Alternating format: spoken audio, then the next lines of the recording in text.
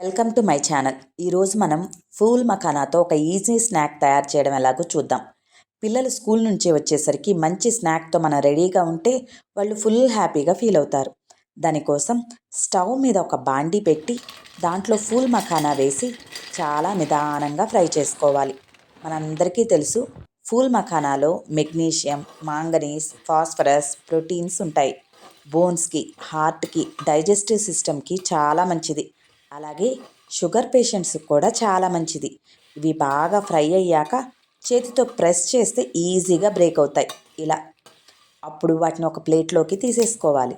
వేరొక బౌల్ తీసుకొని దాంట్లో కొద్దిగా బటర్ వేసి మిరియాల పొడి, ఉప్పు, చిటికెడు పంచదార, అలాగే కసూరి మేతి మంచిగా నలిపి దాంట్లో వేసేసుకోవాలి.